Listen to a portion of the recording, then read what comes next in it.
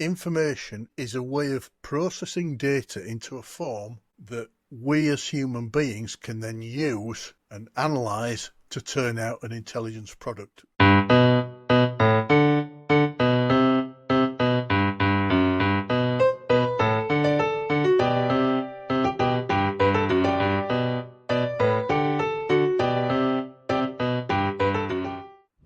Well, I wanted to start today by talking about something that underpins everything that I've done in my career. I think everything that underpins yours. At first glance, it seemed like one of the easiest questions in the world. However, actually, when you start scratching the surface, the question becomes much more complicated and much more difficult the more you look at it.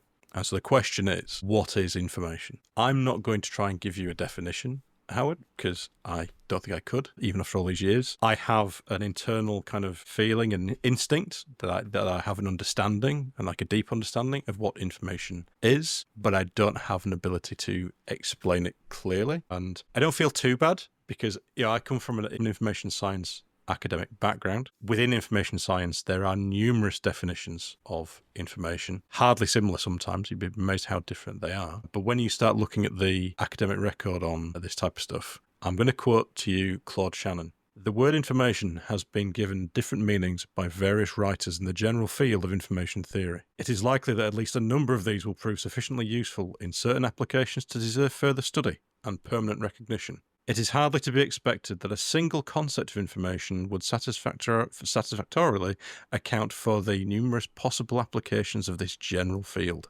So, in plain English, not sure. Essentially, I think I've rephrased what I've just said. So I want to start today's pod by essentially asking you your kind of take on information and how you kind of became aware of it as a distinct thing, rather than just something you'd automatically used and worked. It's a really interesting question. And like you, for all of my lifetime, as well as my professional career, because information goes beyond merely what we do as professional intelligence operatives or analysts or data scientists, put whatever title to as you want, investigators. It's a factor of life. And in all that time, in all the places in the world that I've worked, with all the different agencies, all the different specialisms, academic study, I've seen hundreds of definitions of intelligence or attempts to define it, and I haven't yet found any one that correctly and fully defines it in all circumstances to be able to hang your hat on it. So for me, I couldn't define it any more than you could. The way I look at information, I know it when I see it. I'm sure if you ran examples of different types of data, say data, information, intelligence, evidence, call it what you will, people would be able to look at them as they came past on the conveyor belt and say, that one's information, that one's data, that's intelligence. But then if you actually said to them, why do you say that? I think everybody in our profession would struggle. And for information, you can take any profession in the world because information is the lifeblood of any decision-making and problem-solving process. So the way I look at it, I don't try and define what it is. I try to explain it as a what's it for? What does it do? What purpose does it serve? And for me, the start point is something that I've talked about in other episodes, and you have too, that as biological creatures, we collect data, we put that data to use to drive decisions that lead to action for whatever survival or comfort or whatever business reason, shall we say, that we have as organisms. And we share it with other people on the same basis. So the way I look at it, if you imagine drawing a line, and at the one end of the line has 3 points on it for this really simple example. And at one end is data, that's the first terminus in the station, shall we say. Then as you go along the railway line, the next one is information. And after that, the next one is intelligence. That's really simplistic, but that helps me organise them, because for me, the way that we generate these things is an iterative or a cyclical process. In other words, there's a process of which information is part of that process with other things, and there's an outcome, but it happens in sequence. So my start point for information is data. And if we accept that there's data being deposited in the environment all the time, the way that we collect that data and represent it to turn it into a form that we can handle, the what's it for, the raw ingredient, is information. So you think from the point of view of the library science, shall we say, we take data from the environment and we turn it into the written word. And depending on what language we use certain characters. But those characters are not universal. They are a common standard. And in the normal Roman alphabet, there are 26 letters, correct me if I'm wrong. So you have to find a combination of those letters that everybody can use, so that when you look at data, you turn it, when you're trying to use that information data, you're not using the data for your thought process, you're using the information. And a good analogy for that is cooking. If you decide you're going to make a cake, you would go out and collect the raw ingredients from the environment: flour, eggs, water. You'd also collect the utensils, the tools that you're going to use to process those raw ingredients. And if you're going to make cake, an intermediate stage is creating the dough with basically the flour, water, egg combination that is the raw base material. I think of that as kind of the information. And then you apply your skill to that dough and other ingredients and other processes to come up with a cake. You could define that, but there's a world of difference between the kind of cake I would turn out and something that a Michelin-starred chef would turn out. And that's where the art form comes in. So for me, information is is a way of processing data into a form that we as human beings can then use and analyse to turn out an intelligence product or a decision-making product. So it's kind of what it's for. Does that help? Or does it really simplify it way too far? No, I think it's a big question, right? And I think I think it was lecture 1 in my course at uni on information science, the first intro session, and I'm desperately trying to recall the lecturer's name and not succeeding. But I remember sitting there and he fires up the PowerPoint, and on the screen is a black slide with a single vertical white line in the centre, quite small. And he doesn't even introduce himself, he just kind of waits for people to settle down. He said, okay, I've got to ask you a question. What is that? And the answers from around the room range from it's a PowerPoint slide to it's the letter I, it's the number 1, it's a vertical line, it's a geometric shape. Everybody had their own take on this thing. And he basically went into a fantastic summary, which I can't do justice to right now. But basically we outlined that, saying this is essentially a symbol and it can be anything. Well, in some respects, it's anything we apply to it. So yes, this could be a letter, this could be a number, this could be a geographic shape, might be nothing at all. But it may have value the more symbols we use, the more representation we use. And not just that one symbol, is if I start to put, and then you hit the slide, and the slide basically does another line next to it, and then hit the slide again, and there's 3 lines, then 4, then a line went straight through it diagonally, indicating some sort of tally system. Basically, the more symbols and representation he was adding, the more formation, the kind of structuring of what was being done, basically outlined this kind of procedure where he basically said, as I tried to start this pod off, was basically saying, look, information is a really hard topic to nail down. We kind of take it for granted as humans because we work with it every day. We have automatic information processing. We have some deliberate, conscious information processing. But sometimes we don't sit down and think, how do I use information? Do I have biases towards certain types of information? Do I have preferences to it? Do I prefer the stuff that's easy to take in? Do I like the hard stuff because it's more valid? And I think if you look back at the word information, I think even if you go back to the Latin, there is a duality in the term information. There is the notion of tuition or instruction or guidance, and there's a separate, entirely different concept of kind of concept and idea and notion, and kind of interlinked. And I think that's really interesting because what I've become aware of over my career is that it's kind of helpful to think about information both as a kind of a distinct product or material and as a process. So I can look at an IT system, or I can look at a department and see how it's run, or I can look at a criminal investigation, and I can think about the information as a distinct material. What do I have? What do I need? Where am I going to get it? How much? How much is too much? All that stuff. But I can also think about the information as a process. So I can think about who's telling who what. How does that person know that? How will that person be briefed or updated?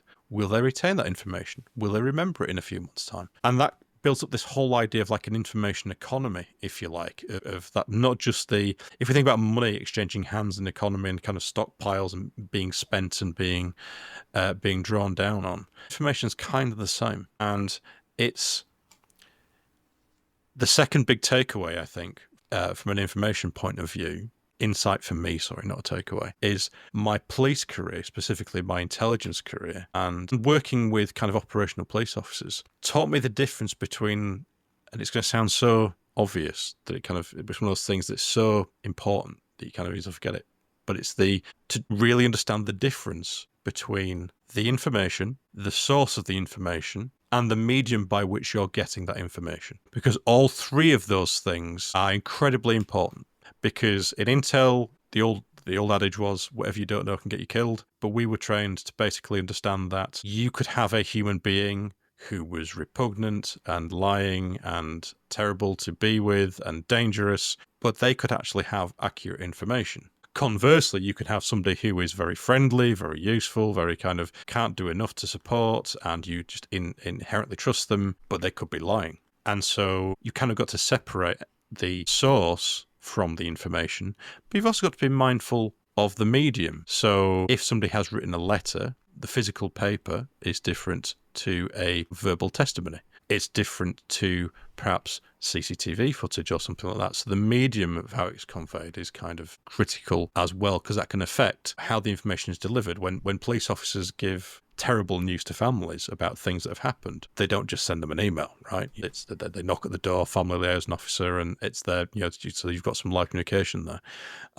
However, for more routine stuff, a letter or an email or a text message might do fine. So I think that's the thing, is when you start understanding the interplay between the information itself, the source of the information, and the medium, and you break down your world into that, the world becomes much more interesting and kind of complex, but you can start to see how things kind of work a lot more easier. And I think it can give you some it's insightful from a investigation and intelligence point of view, but I do think it's about breaking it down into those kind of key areas. I completely agree with you. And one of the things I like about that idea, you and I have used and have taught a particular skill set or a process called sense making, where in layman's terms, although it's a structured methodology, you're merely trying to make sense of data. And in essence, that's what we're all doing as human beings, and in our case, as professional analysts and intelligence operatives in law enforcement. So for me, it comes back to this biological process. Information is symbology, and it's really interesting that you say that. Raw data's raw data. It's not in a symbol, it's just out there in the ether. But we turn it into symbols so that it creates a raw material that we can use in our own thought processes and sense making to generate something of value, where we probably couldn't do that with the purely raw data, even when we ourselves collect it through our own senses. So I really like this idea of symbology, because as you say, the form of the information and the way it was created in whatever form it's in from the original raw data can have a massive impact on its value to individuals as this raw material that we then use for analysis and problem solving and coming up with theories. The other thing I want to go back to, within law enforcement, we trained and were trained for years to use something called the intelligence cycle. Circular process that you shove data in at one end and it goes through certain discrete stages and round a cycle. Now, in its simplest terms, that's fine. And it does allow you to explore those different stages where basically you're taking data and you are manipulating it through ultimately symbology to convert it into something of value to then form intelligence. But for me, it was flawed. And that's why I mentioned the iterative process. There's a guy, I don't want to go off into loads of theory, but there's a guy called Vigo, a mathematician, who came up with the idea that information is a product of two things. One, the raw data in the environment, how much and what form and how accessible it is. But secondly, a function of how it's turned into something through symbology to become something of use, something that can be taken in, like the raw material for our thought processes. And basically it's a mathematical equation. So if you've got loads of data but a really poor system of creating information from it, you won't have much value. Conversely, little data but a really good process of symbology or whatever, information of little value. But when you get the two right, you have this product. So it's never data. It may be very close to data, but it's an artificial construct that we've created to feed our thought processes. And coming back to the idea of the intelligence cycle, when I studied this, and I'm going back 3 decades, I started preaching something called the intelligence spiral, which was nothing more than the intelligence cycle, but where the intelligence cycle you could draw in 2 dimensions as a circle with arrows going around it, a kind of a rotating flowchart. And you'll see loads of decision-making or problem-solving models like that. Sarah, national decision-making, all sorts of models full of this cyclical process. The truth is that's not correct, because if all we were doing was following that process, you're actually taking data, creating information, and then just re-symbolizing the same information. You're not making the next intellectual leap towards intelligence. And that's why I came up with this idea of a spiral, because for every rotation of that cycle, every time you go around once, if you're doing the process properly, so it's turning information to be something of value, at the end of that cycle, you're at a different place than where you were at the start. So you start the next cycle with more data and more information, and all the time you're moving. So you're going almost along this timeline from data to information to intelligence. And that iteration, that repetitive cyclical process, means it's happening all the time. As we are talking right now, we are collecting data and information, and it's helping us form our decisions and thoughts around what am I going to say next? How might the listeners react to it? Am I making sense? And then another piece of information will come in. It's like, I'll make a point, and then you'll think, oh, Howard's made me think of this. You'll make a point. So again, it comes back to this communication. But that's the other thing for me. Information, to be truly of value, has to be the driver of a process that moves your perspective forwards, not merely standing still. Imagine a library full of books, millions and millions of books. Nobody ever goes in and nobody else ever reads them. That's a resource of information. But until somebody reads it and starts to use it as raw material for a thought process and decision making, it's just information. It's redundant. So this again is the problem where you can't say something's just data, just information, just intelligence. They're all on this moving train, this spiral cyclical process, this journey. And at whatever point you jump on, imagine catching a train that's halfway through its journey. You're playing catch up. We've had it as intelligence operatives. Like you say, when you're thinking of who collected this data, or this information when it comes to us. How did they collect it? What was their purpose? What was their perspective? Do I need to quality assure that? And the answer, of course, is yes, in every way you can. And the first way of quality assuring it is asking those questions. So you are, in effect, trying to pick apart the information you've been given, because that's part of a process. You're trying to get back to, can I check the process to make sure that the information I think I'm seeing is actually what it really is, before I even start to put it to use, to think, theorise about it. And just one other point I'd make with that, people always talk about information science and science as a process, and we've discussed that before. I don't think it's scientific, and you and I agree on that. I think it's an art form in law enforcement, as in all professions. But what always stood out to me, and I've done it myself, I used to refer to people to the scientific method, the hypothetico-deductive method that everybody preaches about in science, that basically says you collect a load of data and then you formulate a theory that explains all that data, and you go away and test it. And if the theory doesn't explain all the data, chances are your theory's wrong. Again, that's not a bad concept to use to try and understand the process, but what, looking back at it now, I see is it talks about collecting data and using that to drive theorising, the thought process to come up with hypotheses, theories. We don't do that. We do collect data, but the theory process is driven by information, not data. The data drives the information through an information generating process. The information then drives the theorising, which is sort of the analysis. Does that make sense? So you've got all these complex factors that are intertwined and moving around all the time. It's trying to explain something that's like watching the wind or the sand in the sky blowing around in a typhoon.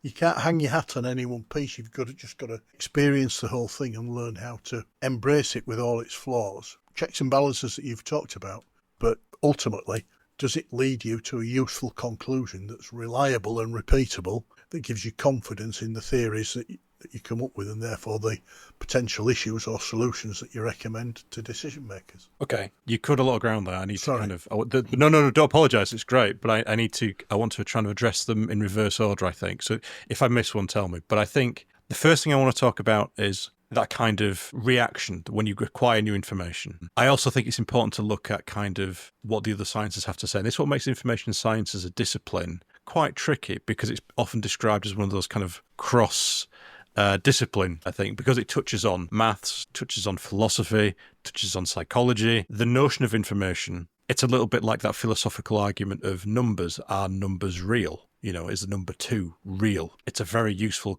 conceptual tool, but it's hard to observe directly. So in a scientific context, I do want to talk about the science part. I am not a scientist. You have been. Although I am a massive fan of scientific theory and process. However, I think the problem with the scientific approach for information is I wonder if information, first of all, we need to get a solid definition. We don't have. Second of all, if you had a solid definition, there's levels of complexity there that it would be curious to understand. What are you going to make kind of reproducible or kind of falsifiable, if you're going to take Popper's view kind of thing. Obviously, Shannon and others have done things in a quantitative and a technological sense, which are really important and fundamental. You and I would literally not be having this conversation in the way which we have if it wasn't due to that. And I think it touches on, you perhaps accidentally kind of implied that information gathering was a form of truth seeking, and we want our information gathering as a way of, and I think that's right. I think instinctively, we think we are trying to ascertain a situational awareness or truth or insight into something. And I think it's important to recognize that that's different for everybody. It's tricky to define, it's tricky to measure, and it's certainly very hard to scientifically study, I'd argue, sometimes. You can observe the behavior, you can observe the external components, but sometimes you can't see the internal dynamics. I can't see what's going on in your head and my head. You can still wire us up to MRIs and it just shows you something lighting up, right? It doesn't show you exactly what's going on there. So, but I think it's also important to recognize that the scientific method, and I want to be very clear on this, the scientific method is one of the most important inventions we've had and will ever have. And it's the best way of proving things to be true for all time, or at least reducing uncertainty for all people at all times. And I think it's absolutely fundamental to what we do. However, the scientific method, in my view, cannot be applied to certain situations easily. And I say that because I've tried. And I've kind of gone this weird cycle in my career where you learn a very scientific, rigid approach to how to kind of understand the world. And then you get your first, serious case, your first murder, your first serious assault, or maybe your first intel case. And maybe you're trying to work out, a drug dealer network or some sort of violent crime pattern. Well, the problem is you don't have many labs or any sort of kind of process to kind of create the exact set of criteria. You can't list all the variables. It's too complicated. It's too uncertain. And so it would be brilliant to form a null hypothesis and to apply some gadgets to make some observations and some measurements. But that's timely. It's very focused on singular phenomena. It's one thing to roll a ball down a plane and measure its velocity. It's another thing to try and work out who's dealing drugs to kids on a certain housing estate. That's a difficult thing to do. You can be rigid in your approach. You can be logical in your approach. But sometimes it's very hard to be scientific. And I tend to find it both in intel and in criminal investigations. You must be rigid and you must be kind of almost have that kind of that scientific dogma, that kind of that thoroughness there. But you do not have the ability to make all the observations you want to make. You don't have the opportunity to measure all the things you want to measure, because the simple case of most investigations and intel that I found is you have very little information to go on, very little capability to measure what's going on or assess anything. And even if it was a perfect world, you need a lab representing the exact circumstances of that universe, if you like, maybe 100 times over to say, well, did it happen, out of 100 times, did it happen 100% of the time, did it happen 50% of the time?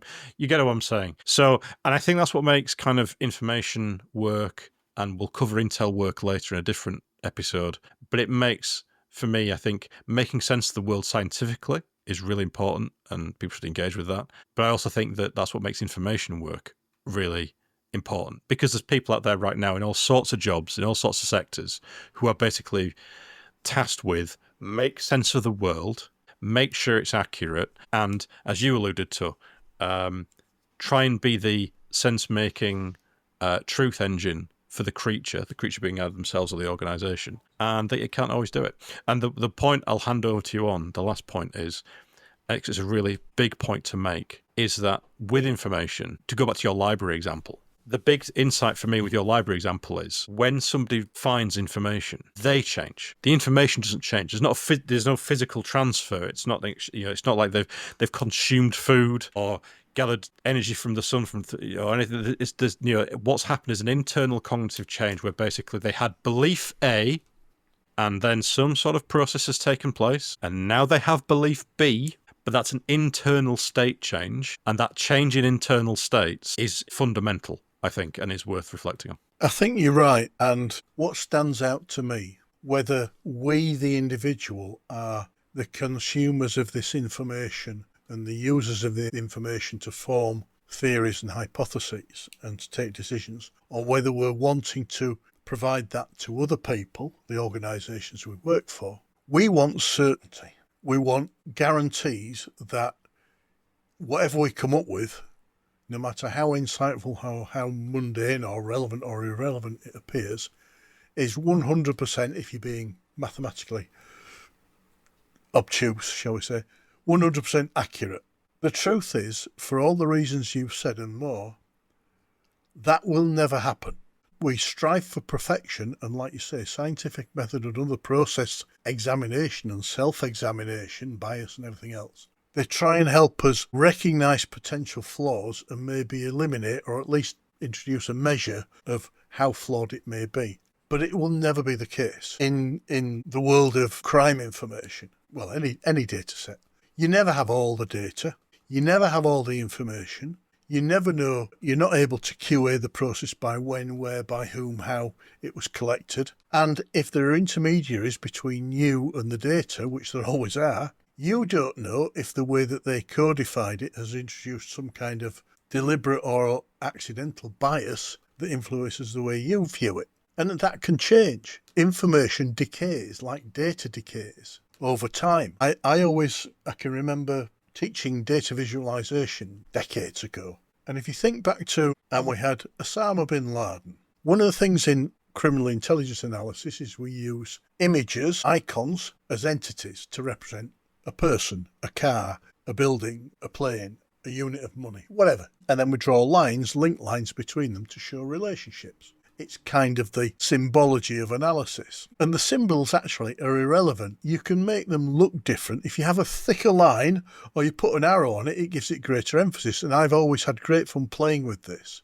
And I can remember when 9/11 went down, I was teaching this in America. And normally I would use things like a plain icon, just a circle, and then introduce colour, a bit like your library, day one, lecture one, library 101, information science. The black slide with the white line. I love it. And I'd have a white or a black icon. What do you make of that? Well, white is good, black is bad. You haven't said that. It's an artificial construct. But people's perspectives on life as a result of culture, upbringing, training, whatever, personal preference, they start to introduce interpretation that's wrong.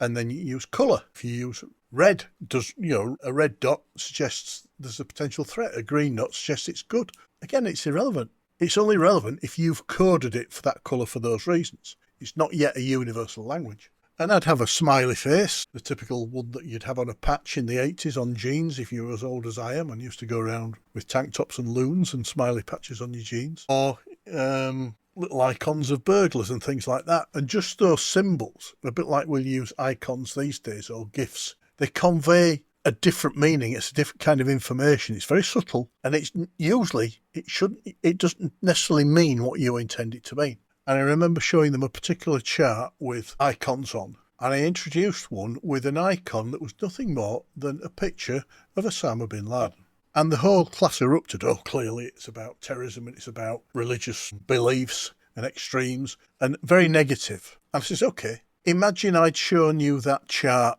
3 or 5 years ago, before you'd ever heard of Osama bin Laden or ISIS or any of the things that related to 9/11, as a human being, it just looked like it could be anybody's grandfather, really, a bearded chap with a turban on and this, that and the other.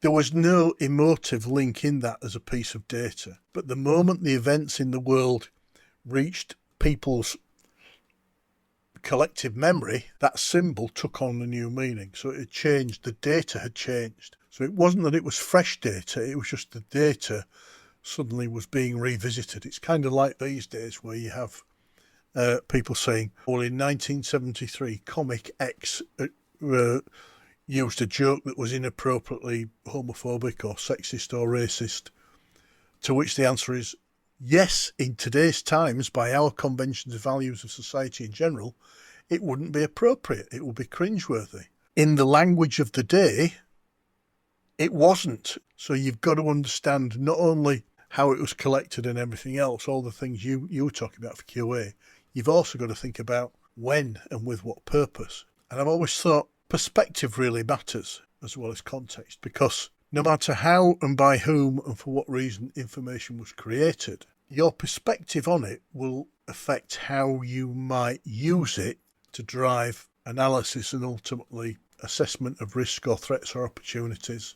So you might watch a bombing sequence or some military action, and if you're the family of the soldiers involved or the military personnel involved, you're thinking, I hope they're all right and they come home safely. If it's a nationally driven thing, you might be thinking, go whichever nation it is, I hope we win in this kind of win-lose scenario, which is a nonsense of war, a no zero-sum process, shall we say, of society. There's no winner in war. It's all relative. If you're one of the people on the ground or family on the ground being hurt, and I was listening today about some very interesting perspectives on the nuclear bombing of Japan in World War II that related to people who'd survived the Holocaust and explaining what it was like for them on the ground going about their business. They had nothing to do with, shall we say, the war or everything that was going on. They were just normal people, if you will. It makes you realise that how information impacts your decision making or mine or a particular culture or a particular field, it matters. And in the same way that you need to QA all the process of data gathering and information creation, you also need to QA forwards and try and prejudge who might use that information and use it in a different way, so they might misinterpret it, in the same way that we're always very careful in law enforcement to put checks and balances on our products in an effort to make sure that they are not misused by people who haven't necessarily applied the same processes and rigour that we would apply. Does that make sense? Absolutely. And it kind of makes me think that I think it's worth reflecting on. The information is so intrinsically tied to belief.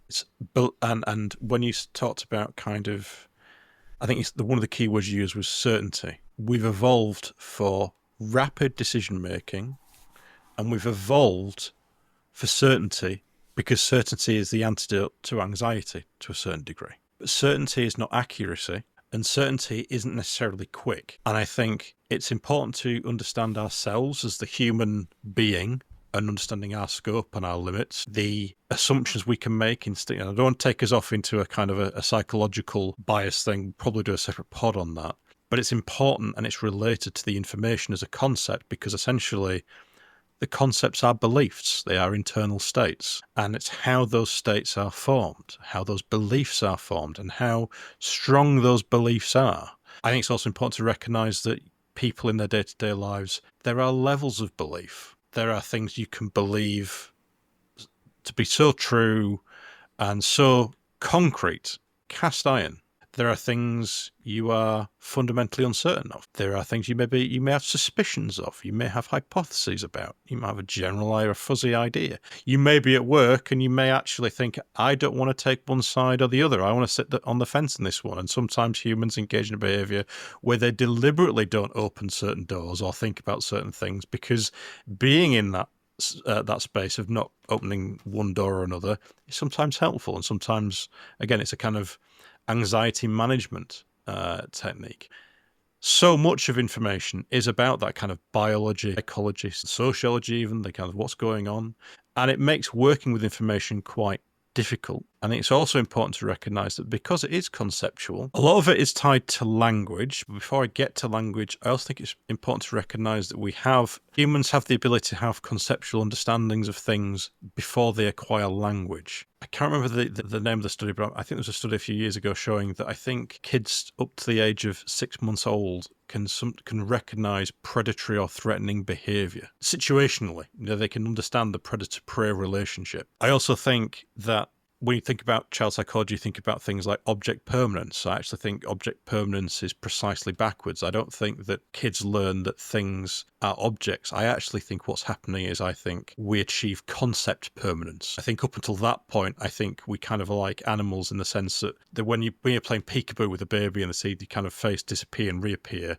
That's all that's going on. But the second you can play peekaboo and that kid knows that you've disappeared behind the hand, that the concept of you is a thing, and you're out there in the universe, even though you're beyond their immediate sensory framework, that conceptual permanence is kind of fundamental, because I think that's crucial to what underpins information and our internal states, our belief states about information. And it's also kind of crucial to, like in your example about OBL, you could say, like, okay, 1995 or before, the vast majority of people, just an old guy, somebody's dad, somebody's granddad, it's just, nobody special. But suddenly things take a change, and obviously you've got all the media and all the things that happened, and it's a very, very different thing.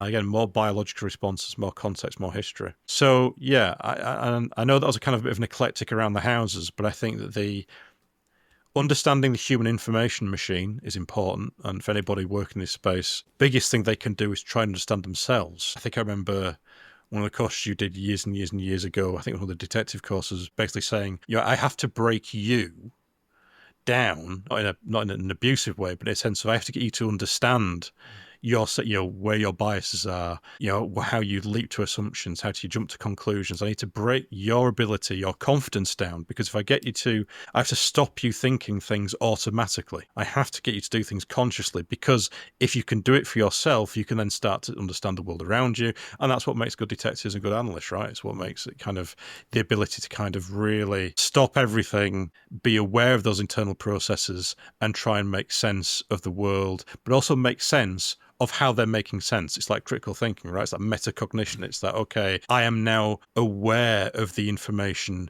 gaps I have, the things that I want, the things that I need. And if I can keep like that mindfulness, that kind of monitoring of stuff going in, it helps me to become a better analyst, a better investigator, and hopefully establish a more accurate, never be 100% accurate, but certainly a more accurate version of the world. Completely agree with you. And that comes back to my point of when you are faced with new information or a task to look at information for a particular, to try in an effort to identify something or answer a question, you automatically start asking yourself, well, what data have I got right now, or have I been given? Is it the right data? Have I got enough to actually put into my information processing machine to start coming up with theories and testing them? So we're always checking and rechecking. In one of the many methodologies that we've used in the past, the Delphi approach, you generate an intelligence product and you give it to other intelligence experts and say, read that and see if it makes sense to you. It's kind of like,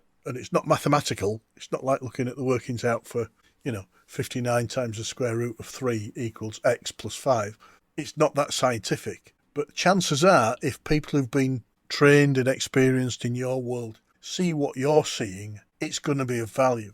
But what I really like about all of this is, as I say, we live in an imperfect world. We never have enough data. We certainly never have enough time, ourselves as intelligence operatives and analysts, or our clients, law enforcement, investigators, society as a whole. Life isn't, it's just not like that.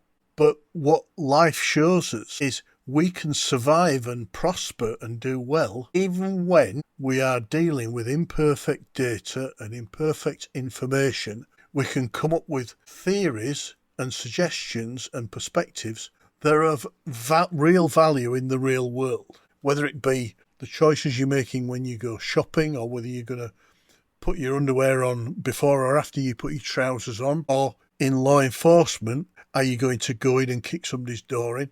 But what a good information analyst or a good intelligence analyst will do, as well as coming with a product and explaining how they've arrived at, the sort of the logic sequence, the rationalization, and any checks and balances and limitations on the information. So you're making your client as aware as possible of the fragility of your product. You're not making false claims for it. What we also do is, or good operatives do, is try and extrapolate ahead of each potential decision and outcome. What will be the consequences if the work that we've done was wrong? So I give you an imperfect theory of what's going on.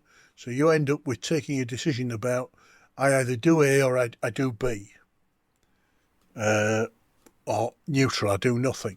Okay, but well, which one should I choose? Part of the choice should be, well, if I choose A and it turns out that despite our best efforts, A was wrong in this imperfect world, how bad would the consequences be? Are there any contingencies that I can put in place now before I act and make further decisions to manage that risk? If I do nothing, that's an actual action. Inaction is a null response is an outcome. It's a decision for action because it's no action.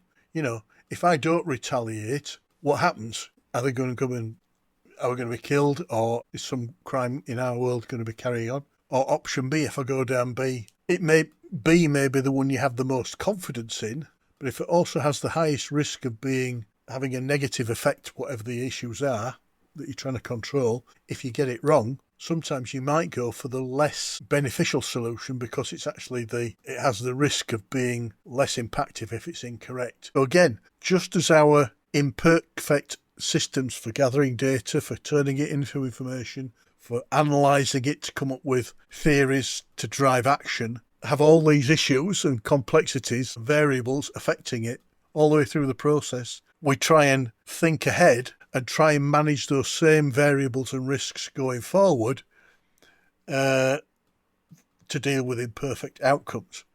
And that's the problem. There's not one point anywhere in that process that anyone can say, this has been 100% scientific, and that particular piece of information or whatever it is, that particular part of the theory, I have 100% I'm totally confident there's no opportunity for error. There's always opportunity for error because you've never got a total data sample, because you don't know what reality is. So live with it, learn to manage it.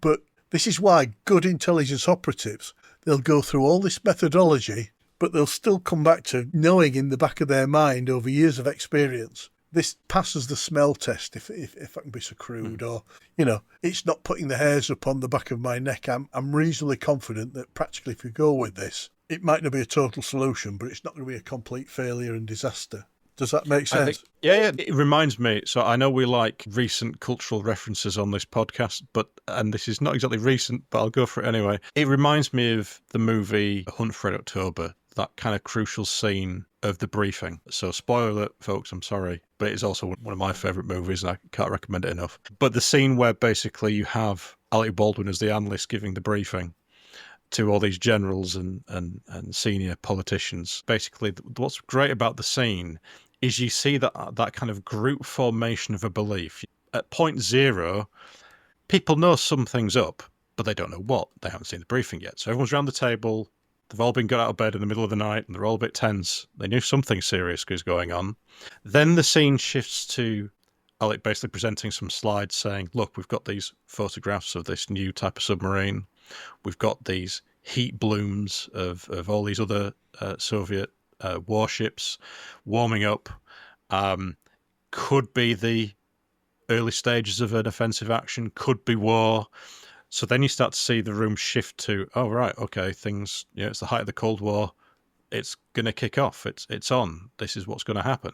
And then one of the intelligence reps at the table says, okay, well, I'd like to add a bit of new information to the table, which is we've got a very sensitive information source that basically went to the head of the Soviet Navy saying that new submarine that Alex just briefed on, actually the entire Soviet Navy's got orders to sink her because she's gone rogue. And we think that He's on his way to basically just nuke America of his own volition. So then we go to belief number 3, which is, okay, you've got this rogue nuclear submarine bolting through the Atlantic, heading for the US. Everybody's bricking it. And then you've got Alec Baldwin then actually putting together all that data so far, adding some information he has, and I can't remember exactly, but I think it's like he's met the captain before. He'd studied the captain for his PhD as well, hadn't he? Yeah. And he knew it was the anniversary of his wife's death, and he knew that he wasn't Russian, I think, and that he was actually, something rang true, and he thought, actually, this guy's defecting. And he puts forward his view. So we're now at 4th view of what's going on. Now, the table thinks he's nuts and go, you create. First of all, if you're wrong, like your earlier point, New York's going to glow in the dark very soon. But then obviously the more senior guy, I think he's the defense secretary at the time, so basically, says, thanks everybody, we'll prepare for the worst case scenario, and guess what, we'll try and sink it too. Shoves everybody out the door and says, right then, about your idea, I like to keep my options open. Tell me more about it. And then the rest of the movie starts. And I think in Hollywood history, I don't think I've seen any other movie that so succinctly shows a bunch of people around a table trying to make sense of something. And you kind of see these shifts in views as things move along. And it's so fun. And you kind of see that process. It happens everywhere, right? We do it as individuals. Our views change. New information comes in, new information goes out. And sometimes the stuff that's politically expedient to believe, so you will yourself to believe it. Sometimes you just know something to be true, regardless of all the proof. I think it's important for anybody to kind of reflect on, when you have proven to be true, think on, well, why were you right in the first place? What led up to being right? Was it happy coincidence, or did your internal processes lead you to the right conclusion? But also, when you are wrong, what led to that being wrong? Did you believe the wrong person? Did you make the wrong assumption? And I think and all of this comes back to, what is information? How do we process it? What do we do automatically? What do we do consciously? What can we choose to do differently? And I think that's probably where we should end it. So is there anything else, any last words on what is information before I draw it to a close? Just on that example, it's a really good one, because it takes us right the way back to information has been, in that scenario, like everything we've talked about today, the raw material and the driver for human actions and behaviour and human thought. But ultimately, it's a social construct, or it's a material that's driving social interactions. Yes, in that scenario, everything's on steroids, so you'd assume their information from their machines is the best in the world. Their sensors and everything must be brilliant. Their intelligence must be the best you could ever get. And the military must be the best trained people, and you'd hope that the ones around the room are all altruistic and merit-based. They don't have secret biases, or they're actually just being elected by luck or some aberrant senior leader who likes them because they're compliant. But all those variations show that at the end you put what is basically a group of semi-sentient primates with all these behavioural flaws in a room deciding that something could decide the fate of the world. And you watch the interplay, a bit like Lord of the Flies. It's this power game. Yeah. Part of the skill of the information scientist and of the intelligence operative or analyst in predicting how people might receive that information is what's going to happen at that meeting. A good analyst will have gone in there thinking, I know General A thinks like this and General B thinks like that, so I don't want to send them off into their rabbit hole of beliefs that says, it must be a bomb, so we have to blow them up, or it must be a load of rubbish, so we have to extract him and put the safety of the world at risk. You want people with open minds, but often the intelligence analyst and the information scientist are the only ones in truth who, in that moment, other people can be rational at any other time, but when you're placed in a crisis situation for any kind of decision, in law enforcement, I've had hundreds of these. For whatever reason, if you haven't planned for how that meeting will go and try to have contingencies to diffuse it or bring it back on track, you aren't doing your job as a good intelligence analyst and a good information scientist. I think that's true, but I also think it's incredibly sad in a way, isn't it? But yeah, and it shows you how biases and our flawed information strategies, because your instruction is quite correct. Anybody in these fields should have an idea of which way the meeting might go and how false interpretations or other motivations behind certain interpretations might go. And you're not suggesting for 1 second that you should mislead or kind of corrupt or divert the process, but you do have to be mindful about how people might take things and run with it, how they might instinctively respond, how they might pragmatically or perhaps politically respond. And in some respects, that has a massive impact on the course of an investigation or an operation. And it's the same in the world of business, right, or anything else. And I think that isn't it interesting, though, isn't it? If information gathering was so perfect and we all agreed how to do it, and we wouldn't need this level of planning beforehand, would we? We'd kind of all be in the room achieving certainty and achieving accuracy. But human factors, as always, they kind of creep in, don't they? That's the joy of life, and it's its biggest penalty as well. But information drives it all. That's what's really sexy about this subject, and why, imperfect and indistinct though it is, it's so important to try and get perspectives and understandings on everything about information, how it works, what it does, how it can influence things, even when we can't define it. Well, thank you for today, and I'll invite everybody to join us on the next pod. Wish you all the best. Really enjoyed that one. Thanks, Mark. Thanks, everybody.